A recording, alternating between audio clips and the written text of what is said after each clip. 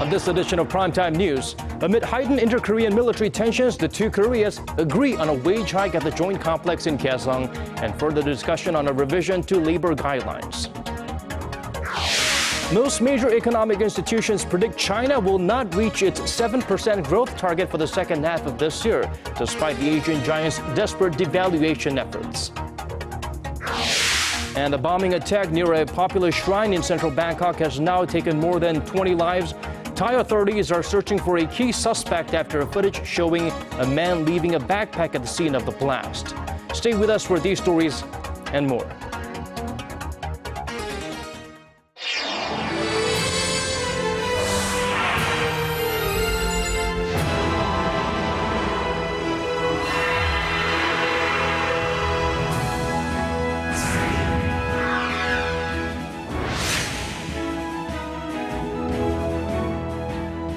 Hello and welcome to Primetime News on this Tuesday, August 18th. I'm Daniel Choy. And I'm Hwang Ji-hye. Thanks for joining us. Let's start with a surprising breakthrough in inter-Korean ties. The two Koreas have finally agreed on a wage hike for North Korean workers at their joint industrial complex in Kaesong. The deal comes despite strained tensions between them after a landmine blast in the DMZ. Our Kim Hyun-bin starts us off. After months of wrangling, the two Koreas have finally reached an agreement to increase the wage of North Korean workers at the Kaesong industrial complex in North Korea. Sources close to the matter said on Monday that the two sides decided to raise the minimum wage by 5% to a little less than $74, the same level the wage has been set every year. A Unification Ministry official says the move is expected to support the stable supply of labor and improve business conditions at the complex. North Korea wanted wages increased by just under 5.2% for its 56,000 workers at the complex. The sources said the two sides will also hold a joint committee meeting to discuss how to revise labor guidelines and stress the importance of the consultations by citing its integral role in the wage hike agreement. The agreement was reached amid recently heightened military tensions on the border, where several landmine explosions have been blamed on the north. Pyongyang has denied any part in the blast, refusing to apologize for the two South Korean cadets that were severely injured by the blast. The Kaesong complex, which opened in 2004, is the last remaining vestige of inter-Korean cooperation and a source of much-needed revenue for the North Korean regime. Kim Hyun-bin, Arirang News. North Korea have quickly matched the South's propaganda broadcasting campaign with their very own speakers set up along the border. But it looks like the regime needs to shake off the rust from their equipment. Our Connie Kim looks into the questionable effectiveness of Pyongyang's propaganda machines. In response to South Korea's propaganda warfare along the border with the North, North Korea is reported to have resumed its loudspeaker campaign at the military demarcation line for the first time in 11 years. The loudspeakers broadcast messages condemning the South and promoting the reclusive regime. But the effectiveness of Pyongyang's campaign is questionable. An official from Seoul's defense ministry said Tuesday that North Korea's loudspeakers are old and barely audible in the South. Experts say the North's campaign is meant to prevent its people from hearing South Korea's propaganda messages. South Korea's loudspeaker broadcasts can reach military stations in the front line and North Koreans living near the borderline. The regime is extremely sensitive of the South's loudspeaker broadcasting, as it can reach all the way to Kaesong.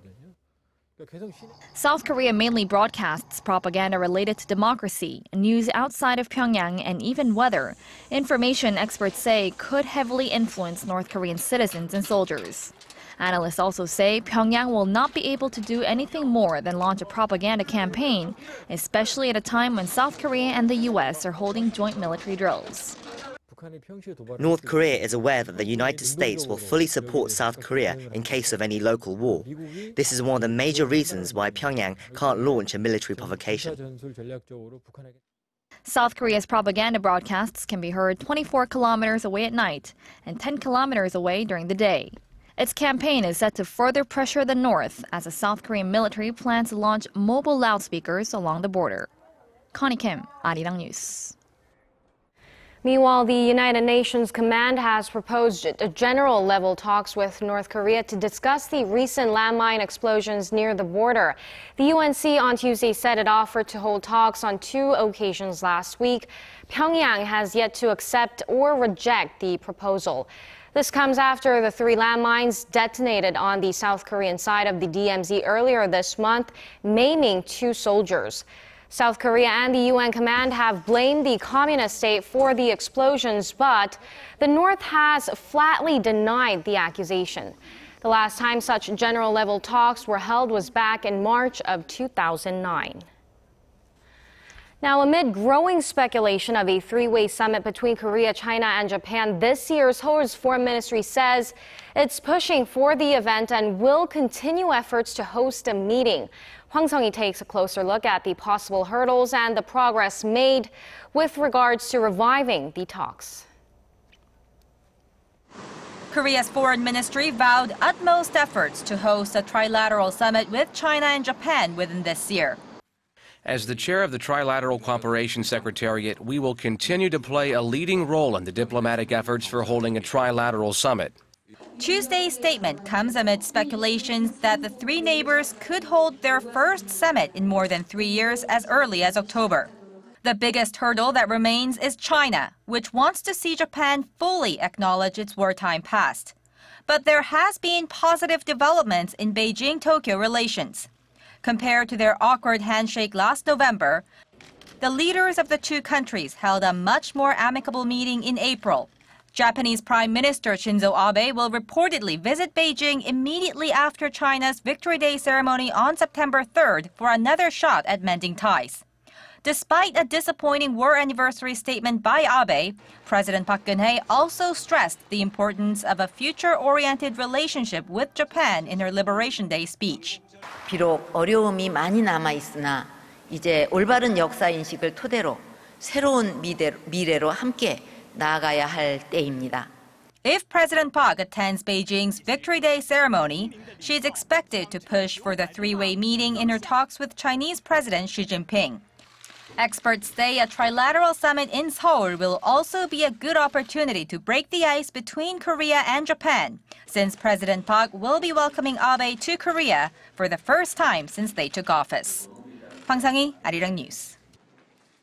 And the Wall Street Journal has published an editorial advising Japanese Prime Minister Shinzo Abe to squarely face history for Japan to be unshackled from its past.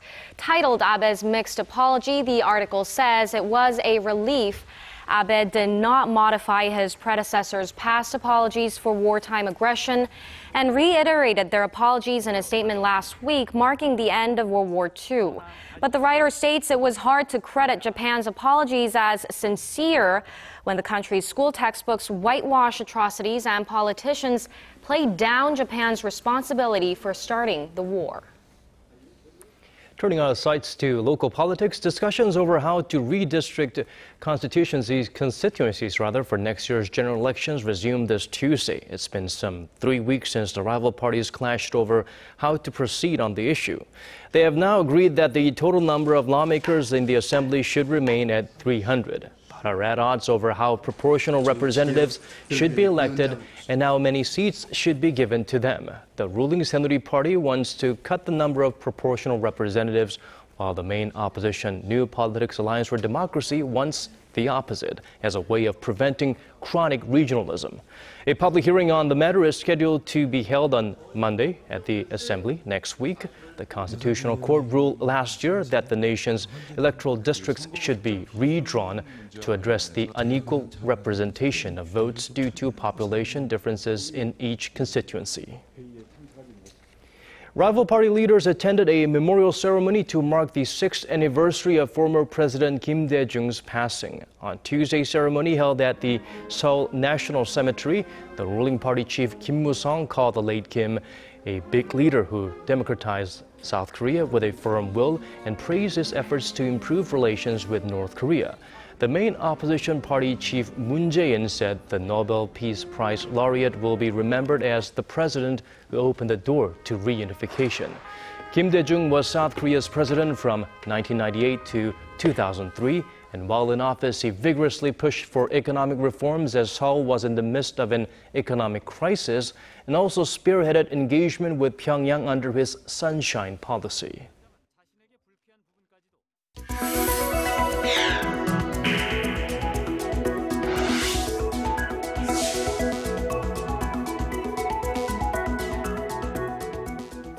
Chinese shares plunged more than 6% today. This as global institutions expect the world's second largest economy to miss its growth target for this year despite devaluing its currency.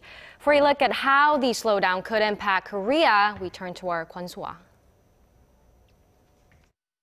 China reached its target of 7% growth in the first half of the year, but it may fall short of that target in the second half. 15 major financial institutions are predicting an average rate of 6.9%. The IMF and OECD both forecast a rate of 6.8%.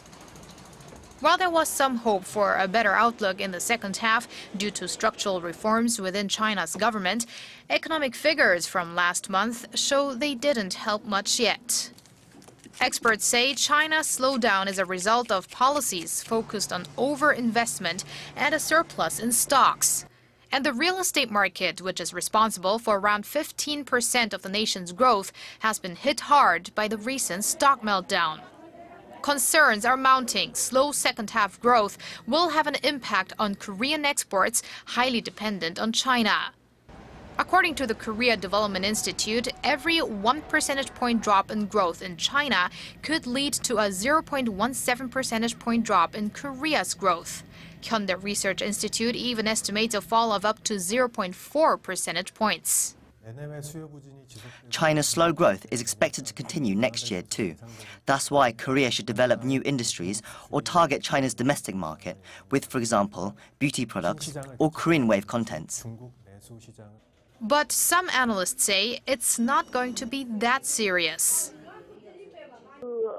The impact on the Korean economy will be temporary, as China's slow growth trend is already reflected in most Korean industries.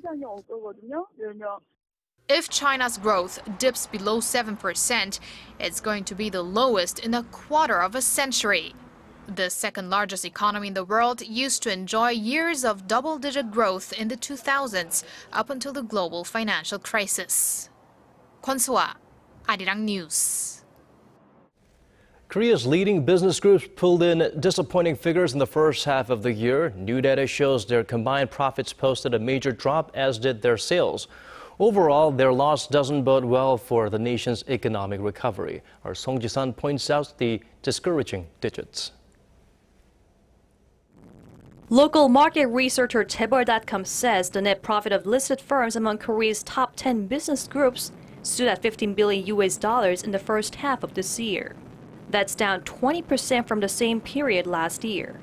Sales also dropped 8% to $263 billion.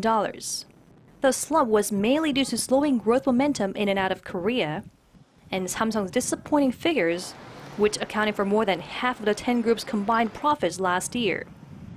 Now that portion slid to just under 30%, with earnings dropping more than half to just $4.6 billion.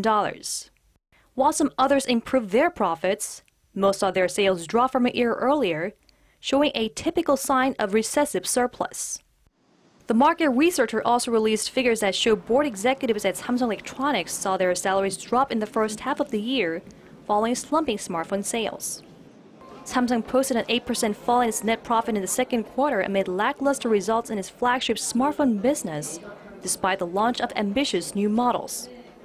CEOs Shin Dongbin, Kwon Oh-hyun, and Yoon Bu-gun all received more than $1 million over the 6-month period, but their paychecks had more than halved on average. Shin topped the list for the most paid executive last year at $10 million, but lost that title to Yoo Kyung-sun, head of Eugene Group, who took home $13 million, including severance pay. Song Ji-sun, Arirang News.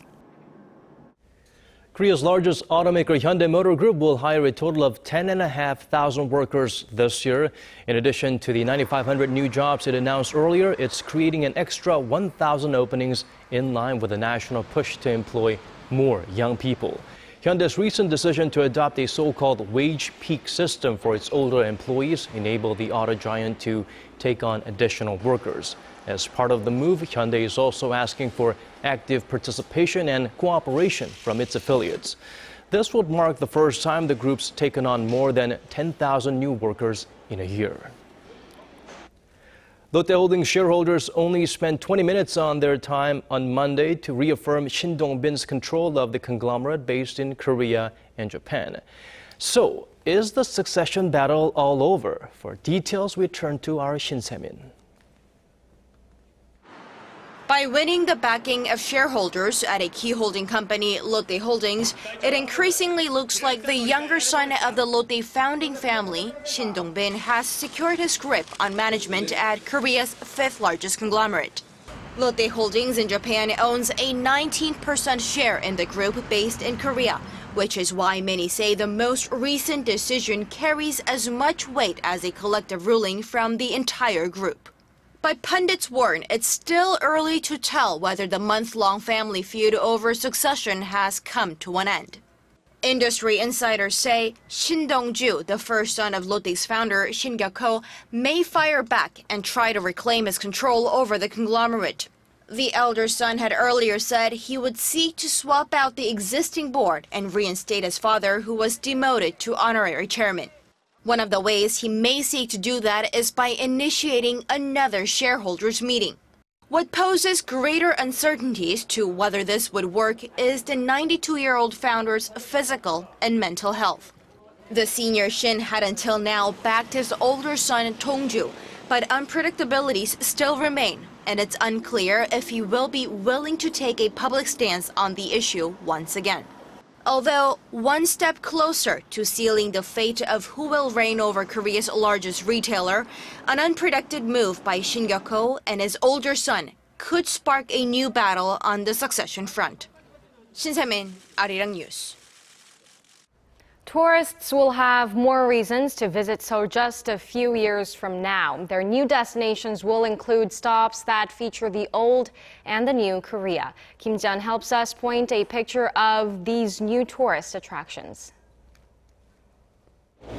Foreigners will be able to experience traditional Korean culture at the heart of Seoul after a construction of a multi-purpose cultural facility dubbed the K Experience. You can see that the site is just a lump of green for now, but that will change in the coming years. And projects like these are part of President Park Geun-hye's cultural policies during the second half of her term, in which she helps the country thrive through major construction and infrastructure projects like the K Experience. Korean concerts, exhibitions, and food are expected to be the main features, but the facility's surroundings may be one of the most attractive aspects. K Experience will be built on 36,000 square meters of land adjacent to Insadong and Samcheongdong's shopping districts, all popular tourist destinations. The first phase of construction is expected to be finished by 2017, spearheaded by the country's top air carrier, Korean Airlines, and the Culture Ministry. Creation of such tourist landmarks in downtown Seoul is expected to help foreigners rediscover the value of traditional Korean culture. The government will also invest $40.6 million to transform a stadium in Seoul's Olympic Park into an outdoor K-pop concert hall. The music venue will be open 365 days a year and feature the best in sound and lighting equipment. The ministry hopes the value created by developing cultural contents and tourist destinations will boost the local economy. Namisam Island is an example of the potential gains. Tourism to the island is estimated to have generated more than $2.5 billion after the hit Korean TV drama Winter Sonata was filmed there. Kim Ji-yeon, Arirang News.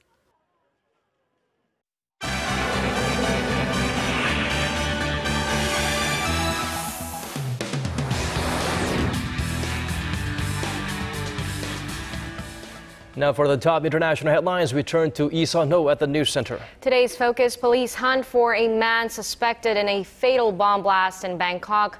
Bodies are recovered from the wreckage of an Indonesian plane crash, and researchers create an eco-friendly nanoparticle. Well, first of all, Sun-ho, it looks like no matter what you do and where you are, you cannot escape security cameras or CCTVs. That's right. Authorities in Bangkok have found a possible suspect who was captured on surveillance footage at the time of the attack.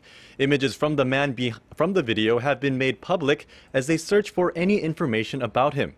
Now, this isn't all. Police are also investigating a second explosion in which, thankfully, no one was hurt. Hwang Ji-hye has this story. It was around 7 o'clock Monday evening when a massive bomb exploded near a popular Hindu shrine in central Bangkok. The blast has left 22 people dead, including 8 foreigners, and about 120 others injured, according to local police. The explosive has been identified as a pipe bomb that was wrapped in cloth. Authorities say it's too early to tell who was behind the attack, but the police are looking for a possible suspect. A man wearing a yellow t-shirt carrying a large black backpack was caught on CCTV near the scene of the attack. Video also showed the man deliberately leaving his backpack inside the shrine, then walking away from the area. Thai police have released pictures of the suspect, who is wanted for questioning. In a separate incident on Tuesday, a small explosive device was thrown from a Bangkok pier. Authorities say no one was hurt and no link has been made to Monday's attack. Hwang Ji-hye, Arirang News. And more sad news coming from Southeast Asia as an Indonesian search and rescue team says they've recovered the bodies of 54 people on board the Trigana flight that crashed. Search officials said Tuesday the bodies are scheduled to be flown the next day to Jayapura's Sentani Airport, where the flight took off. Family members have been waiting patiently at the airport following the crash 2 days ago. I hope the government can evacuate my father's body safely to Jayapura so we can bury him decently in a cemetery. More than 70 of 266 search team members reached the crash site after they were delayed by harsh terrain and heavy rains. The black box was luckily found in good condition and may provide clues into what happened. Indonesia's National Transportation and Safety Committee said it will launch an investigation into the cause of the crash. The aircraft was headed to the southern town of Oksibil before losing contact. And lastly, researchers at North Carolina State University have created a new type of eco-friendly particle, nanoparticle that is, to be used in pesticides. It's made with lignin, an organic polymer found in nearly all plants and trees. The team discovered that it could replace the silver-based nanoparticles currently used in pesticides, which are considered damaging to the environment as they leave behind a metallic silver core. Our idea, our approach was to see if we can, if this is the problem, replace this metallic core, which doesn't participate into the antimicrobial action, with a biodegradable core. Now, researchers were able to synthesize the lignin nanoparticle and infuse it with silver ions to replicate an antimicrobial particles of silver, while also allowing it to be degradable. The team says that the discovery could reduce the many hazardous materials used in traditional pesticides and improve crops. And that does it for your international news at this hour. I'll see you right back here tomorrow.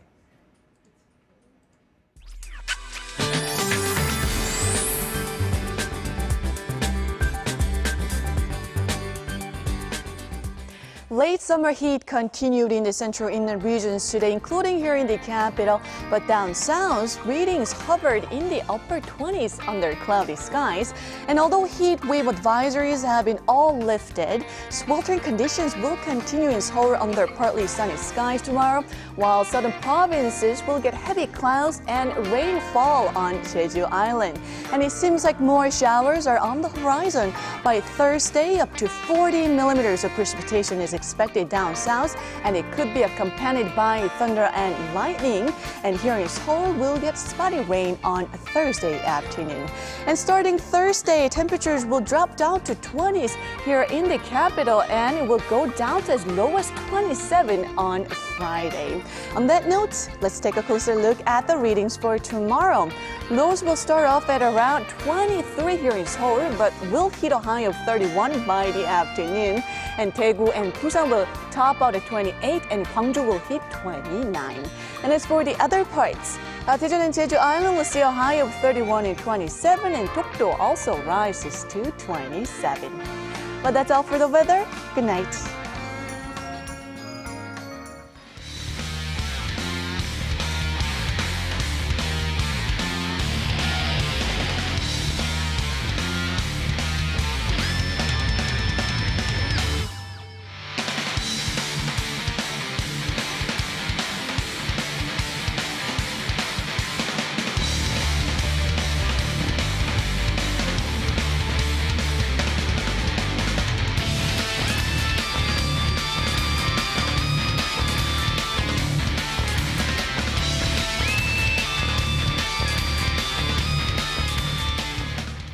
And that brings us to the end of our newscast. Thanks for staying with us. We'll be back same time tomorrow. Do join us then. Goodbye for now.